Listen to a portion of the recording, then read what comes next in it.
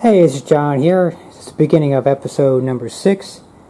So we're at 120 days, 2 days short of 4 months, and just showing a little general update here. So, interesting thing here, we have the water hyacinth just started to bloom. I think that was either today or yesterday. Out of nowhere, no sign of it whatsoever, just all of a sudden happened.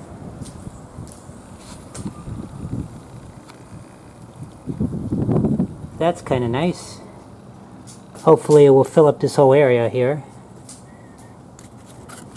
So with the sunnier, warmer days here, it seems like some of these plants are they don't seem to be as happy.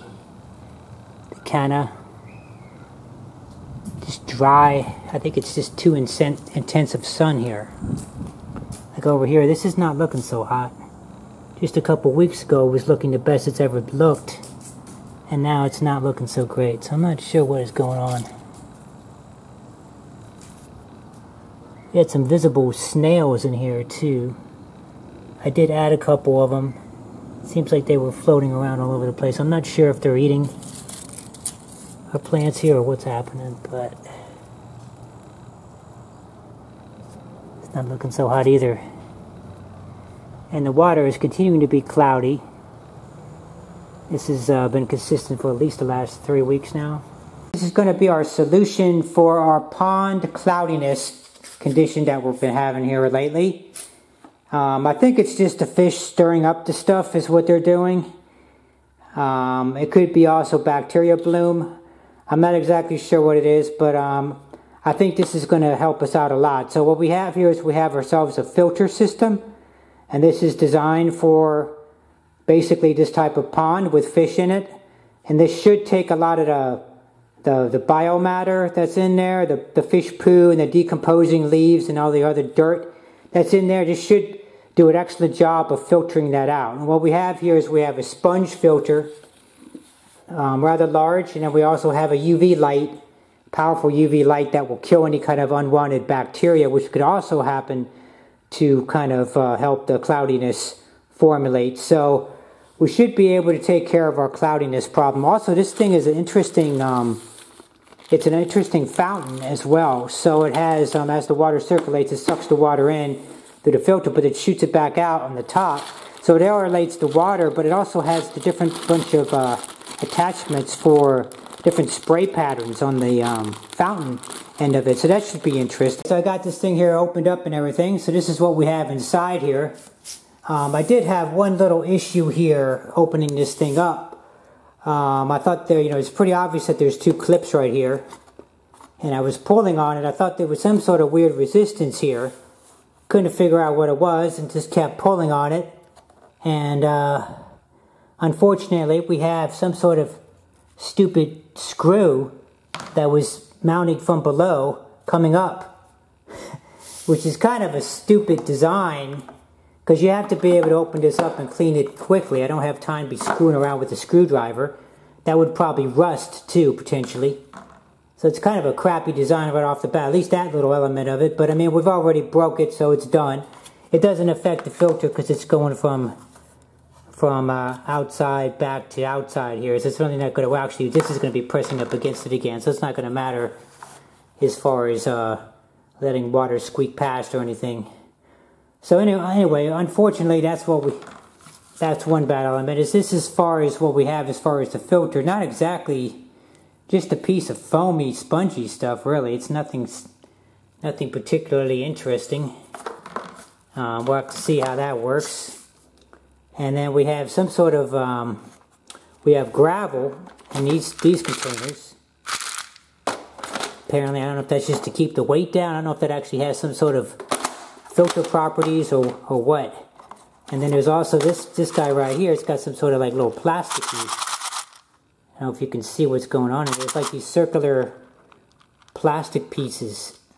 It's really weird. So I don't know how that affects stuff, but anyway, that's what we got with the kit here. The UV light is in here.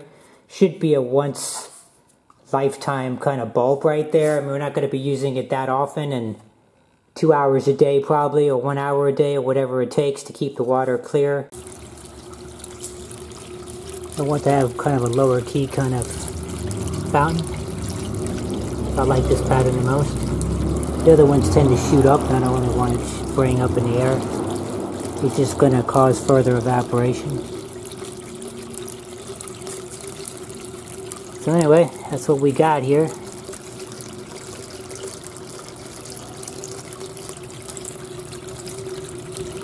See how it does. Okay, it's August 15th. This is 4.5 months in on the project here.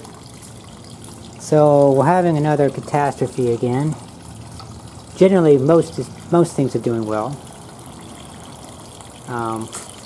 One thing that burst open right there. The roots are so strong. That thing is seriously overpacked right there. I need to transplant that. But the major problem is our water hyacinth plants. My favorite plant has been rapidly dying here the pretty much last week and a half. And if you could just randomly pick up any of these things right here and see. I don't know if any of that shows up, but see that little thing right there? There's a couple little crawly things in there. Not sure what the hell those are. But I think it's eating the plants. We also have snails that we introduced in. And I've noticed that those are on the leaves as well. But yeah, we've got creepy things crawling on here, so I'm not sure what that is. You can see one right there. A couple of them. I think it's eating it. So, pretty much pissed as shit about that. Since we added the filter, this has been about a week and a half now. The water has cleared up slightly. You can see the bottom now, so that I wasn't able to see that before. So it is working. I think it's working as much as it needs to. So that's good. Have not seen the fish in probably 2, maybe 3 weeks now. So I'm kind of worried. I think it might be even safe to say, although I haven't seen a dead one. I think unfortunately, they might have passed. I do not see them. And with there being food like that, this would being available right here, normally they'd be picking up against that and they'd be eating that kind of stuff, chasing it down and eating it. And I'm not doing that, so kind of sad about that. I'm very sad about that, assuming that they are. I mean, I haven't seen the dead ones, so I can't really confirm it. Hopefully, they're just hibernating or something, I don't know. Part of a cycle, maybe. But temperature's been okay. It has been pretty sunny. It's been pretty warm. That's affected the kana. Also up here you can see that the umbrella plant has kind of got some brown to it. I have to keep clipping that off every week. And we put our taro root out here, our taro plant. Seems to be doing okay in the water, so that's good. So I think we'll probably put the other 3 or 4 in here as well. We'll probably do that right now or tomorrow or sometime soon. But anyway, that's basically the update here. Just took the reading. It's down 17 inches from normal and 18.5 inches from the starting point. So yeah, 4.5 months in, middle of August. We still got another couple months of summer. I think this thing's going to drop at least another foot. But that's how much it's dropped right here. I'm not sure if this is going to be sustainable. Okay, doing a little update here. So Hurricane Hilary is impacting Southern California right now. So this is Sunday afternoon, August 20th. So I've been trying to gather some water here. So it's this nice advantage to have some additional water to water the avocados, the apple trees, orange trees, all that kind of stuff. But also it's going to help fill our pool up a little bit, or a pond.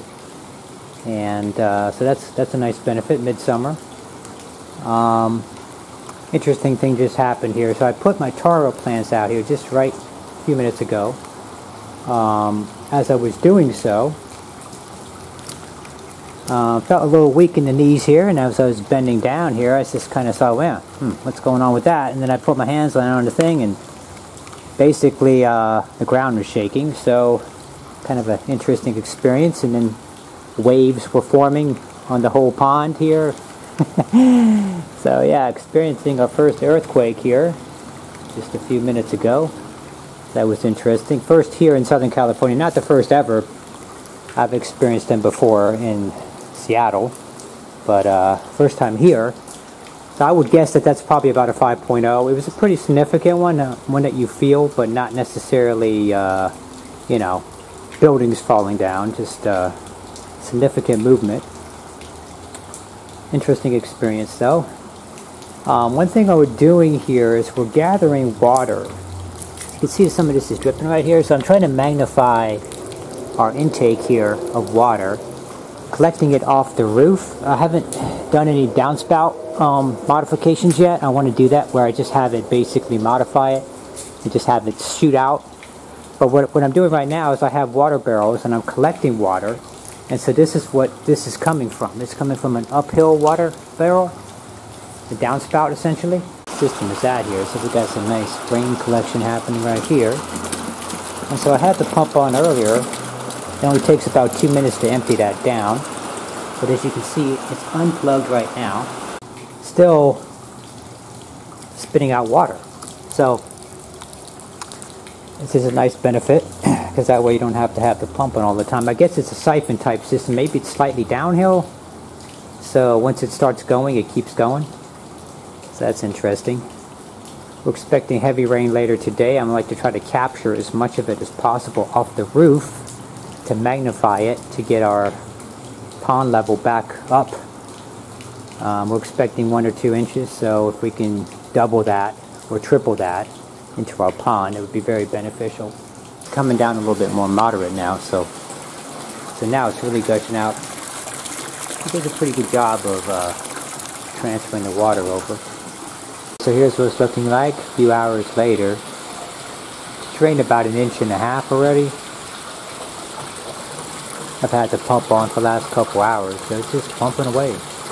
I'm estimating I should be able to triple the water by catching what I'm catching just from that one part of the house, which is going to be about 30%. I took a reading on it. It was down 18 inches before it started raining. I'll take another measurement tomorrow when it's done. But it's still pretty early. It's supposed to rain all through the night. So if it rains all night at the rate it's going, this thing might be looking pretty interesting in the morning. Okay, so the rain has increased now. Even with the pump on, I thought it was malfunctioning, but it's fully plugged in. There's water gushing out the other side. It's just coming down so hard that it's not keeping up. So perhaps it might be not a bad idea to consider getting a more powerful pump. So the idea is to get another pump, and then over there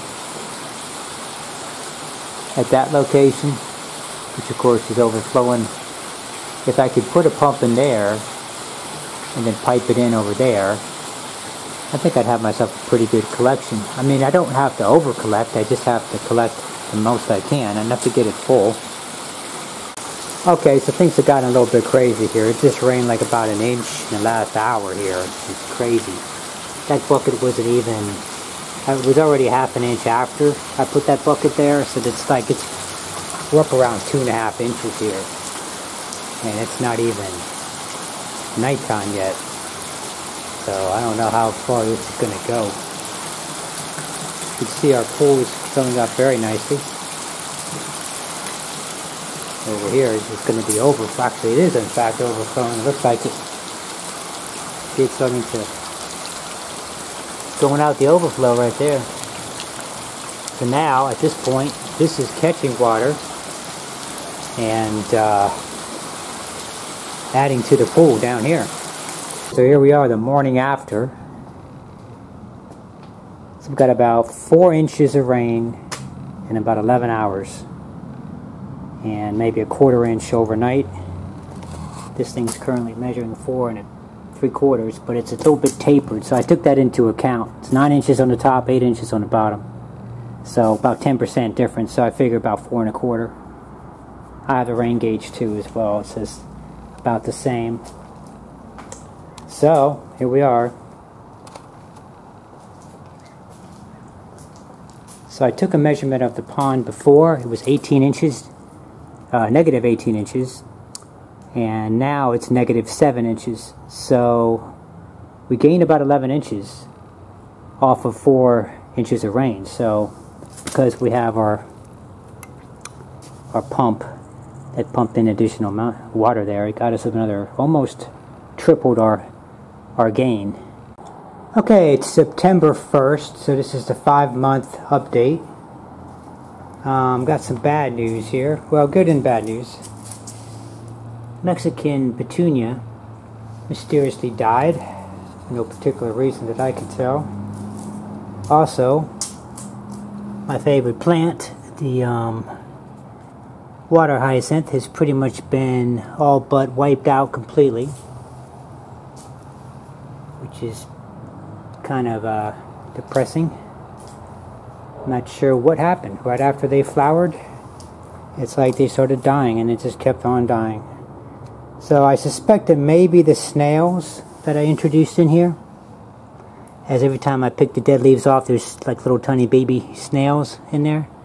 It's possibly what got in there, and although this would be pretty difficult to get into that, I don't know how they would have done that. But on the good side, good news is the iris is doing fairly well.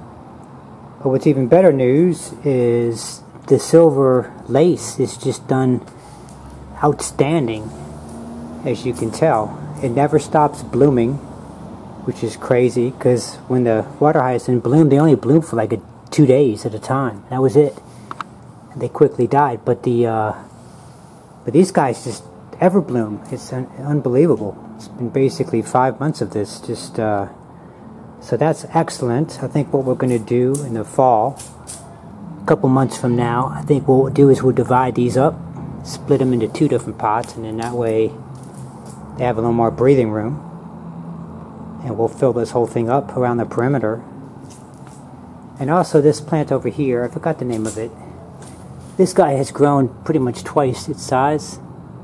It's a little bit subjective to wind blowing, high wind, which sometimes they knock over. The umbrella plant is doing outstanding as well, although it seems to be dying as much as it's growing. There's another dead one right here, just like it. Gotta cut off a couple of these combs pretty much every week, but then new ones replace them. And as you can see, the roots are growing pretty nicely. That pot has expanded further.